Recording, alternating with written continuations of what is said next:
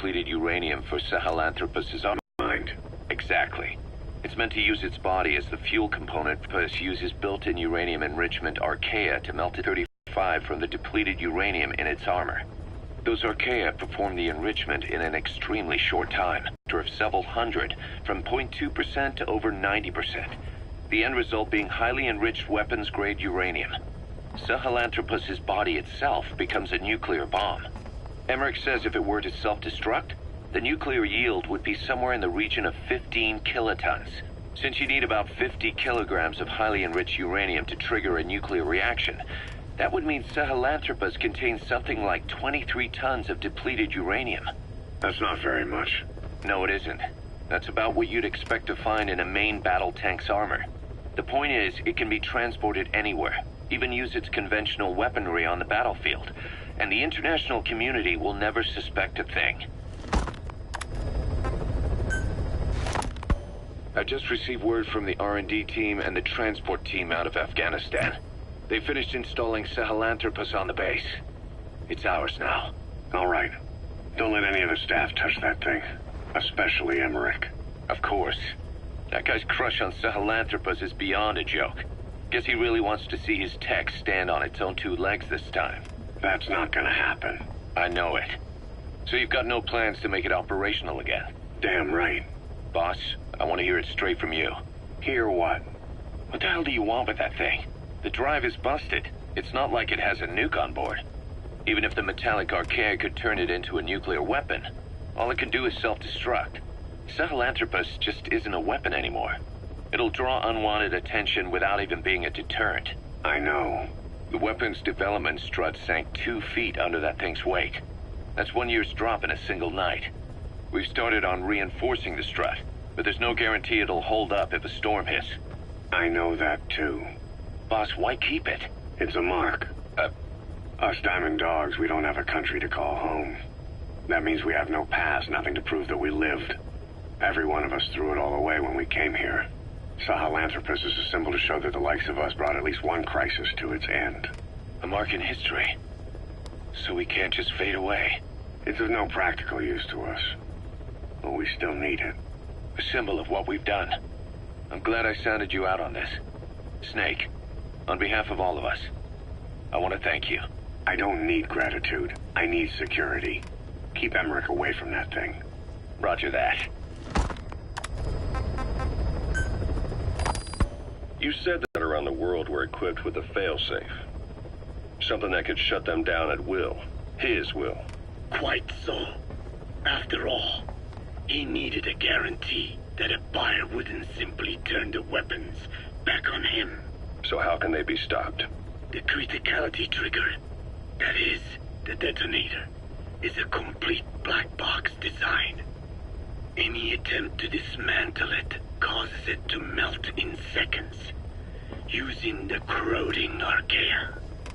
The design ensures that no detonation is possible unless he disengages the lock.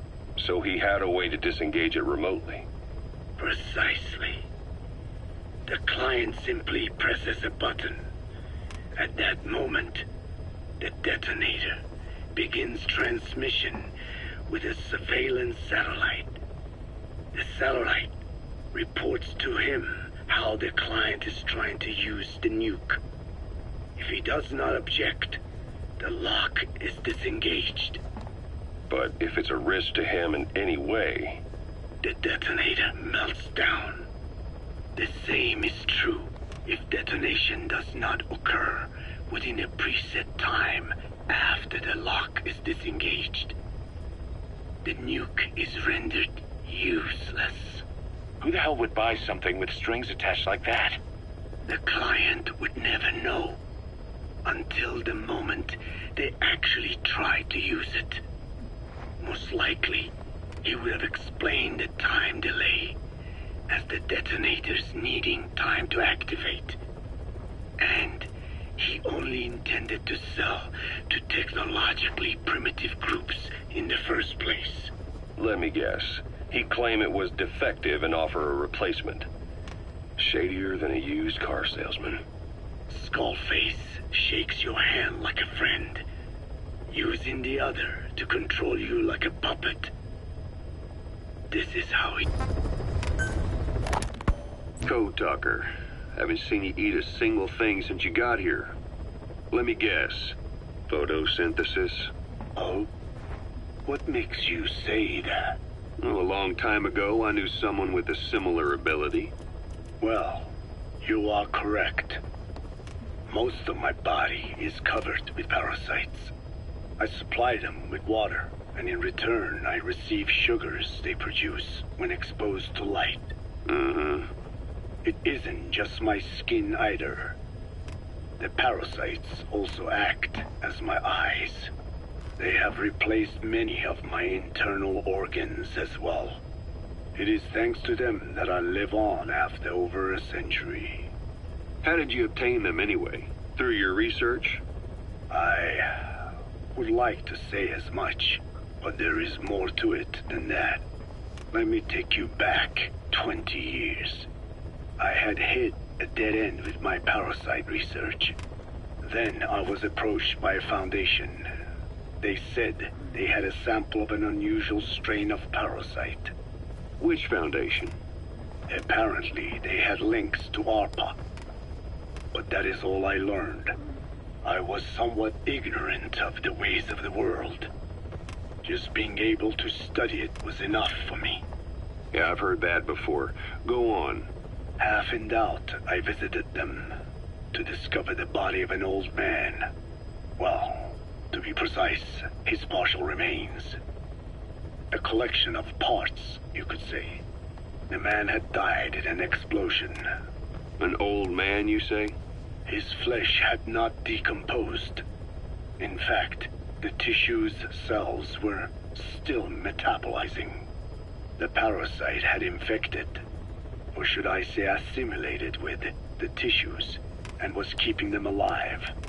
I became obsessed with studying the body parts, foregoing food and even sleep. Every day was filled with new discoveries. The parasite's biology, internal anatomy, life cycle. But there was only so much I could learn through observation. And so I made a decision. To truly know the parasites, I had to live with them. So, you implanted them inside you from the dead man's flesh? Correct. It was quite a gamble, whether or not they would adapt to me. But fortunately, it appears I was compatible with them. Or perhaps, through my many years of research, my immune system learned to tolerate them. Were they that body's only parasite? Yes. However, there was a separate specimen that supplied its host with adrenaline in response to pain, and yet another that could control insects at will through secreting heterogeneous pheromones. I wanted exposure to them, to take them into me, but my wishes were denied. Their records, though, provided clues that helped advance my research. Would you care to join me?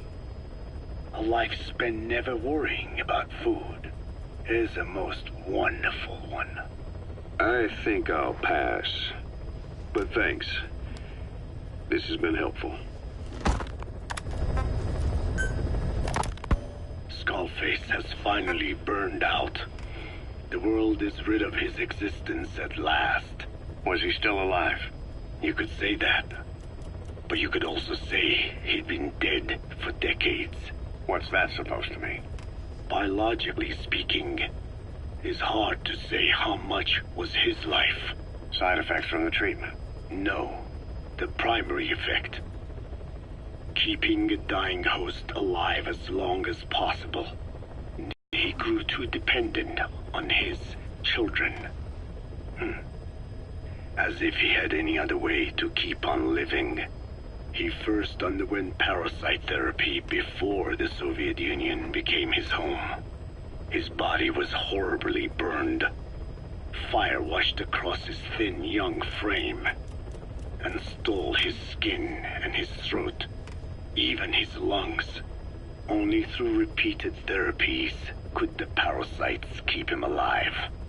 Most of his life became something the parasites gave to him. And then he lost the ability to die. That is correct. The parasites live on past the host's death, still aiding cell composition. At that stage, there is no way to extract them from the host cells. There is no way of knowing when the last cell of Skullface's body would die.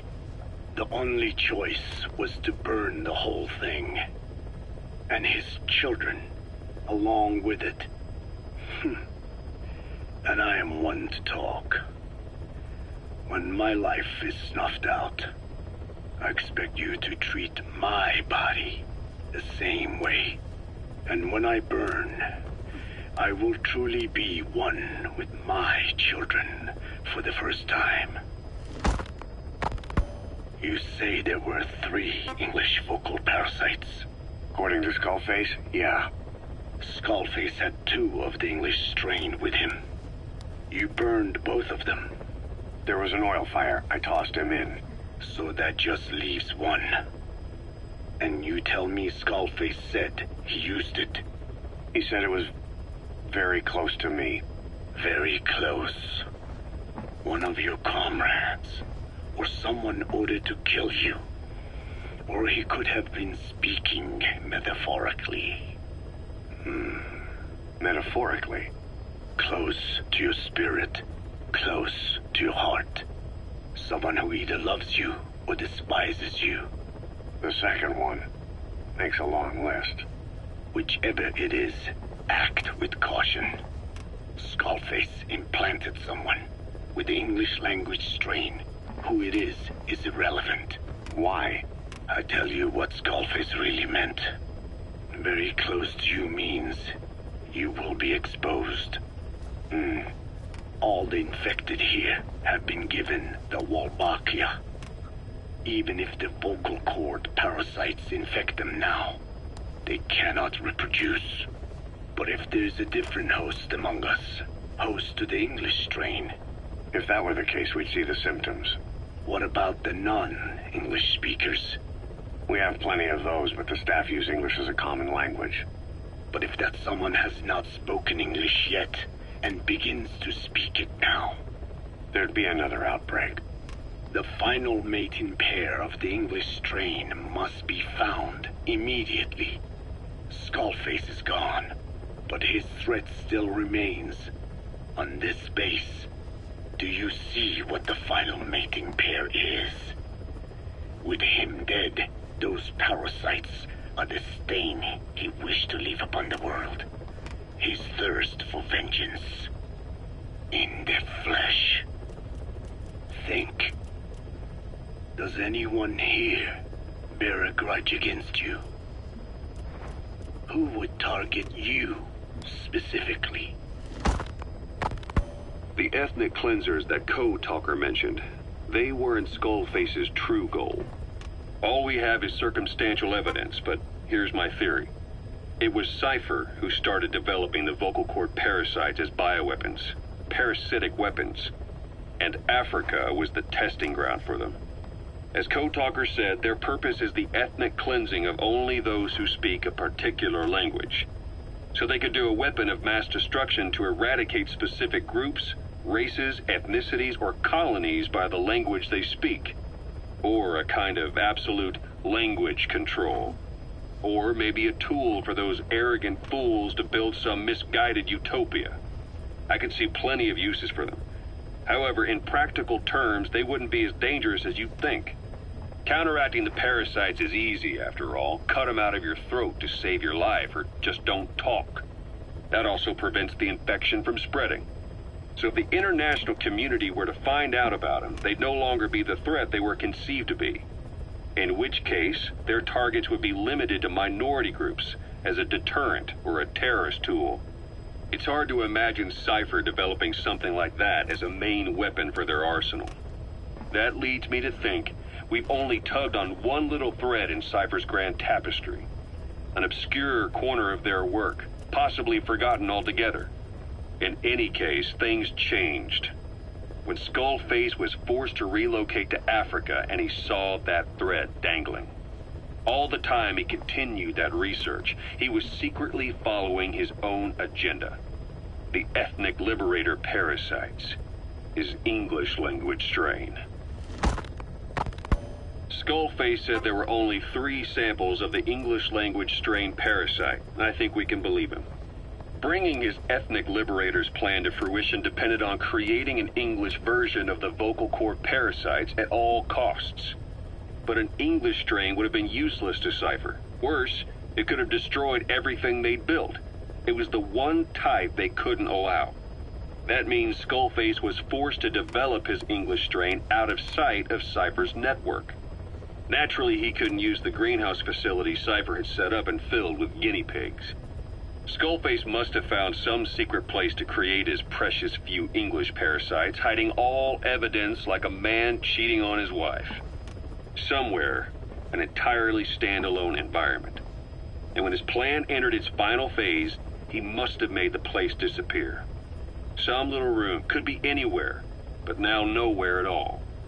We'll never know where he did it, but to elude Cypher's surveillance, it couldn't have been big. I believe Skullface was telling the truth. There were only ever 3 samples of the English language strain. Why activate Sahelanthropus in Afghanistan? This is how Skullface wanted things to play out.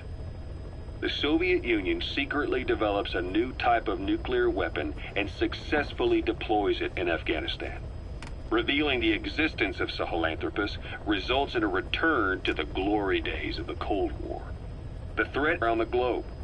What if you then introduced a nuclear weapon anyone could get their hands on?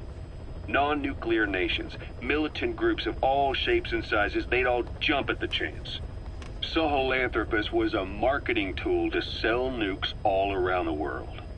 But I think it's safe to say that plan was stamped out before it got up and running. The world's intelligence agencies never did turn up anything conclusive on it. After all, Sahelanthropus vanished before word could spread.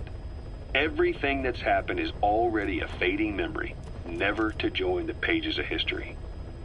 Except for Cypher. Cypher won't forget. They'll already be working on something, quietly beneath the surface.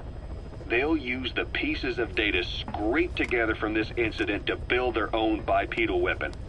It'll take them a long time to complete it, but for now, the greed sector have found their new life's work. We'll have to be ready too.